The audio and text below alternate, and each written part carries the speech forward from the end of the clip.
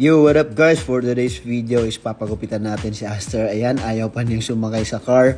So, first haircut niya to guys. Siyempre, bago ang lahat, kailangan tanggalin yung nakaipit sa kanya. Ang una namin ginawa guys, di lang namin na videoan, is kami unang nag-cut ng hair niya kasi ayon nga sa kasabihan, dapat parents munang magka-cut sa unang haircut niya. So, sinimula na ni Kuya guys. Dito pala kami sa napakagandang barbershop and very kid-friendly guys. Napakagaling ni Kuya guys kasi yun no, nakiliti lang si Aster kaya medyo siya uncomfortable. Napakan yung ingrid ko habang nagpo-voice over. Nilablab, ikaw magtuloy niyan, Ray! Okay guys, ako na magtutuloy. Sorry, love. Napakan ko namamagay yung glue niya. So as you can see, behave na behave si Baby Aster.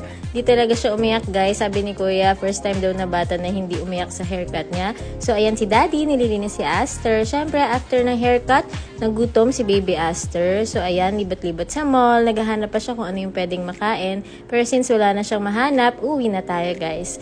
So ayan na, pogi-pogi ni Aster. Oh, Love, ikaw na love. Ay, nako. Okay guys, that's it for today's video. Mag-aayos lang ako, magtatanggal ako ng ingron ko. Let's get it, brat. Sana nag-enjoy kayo.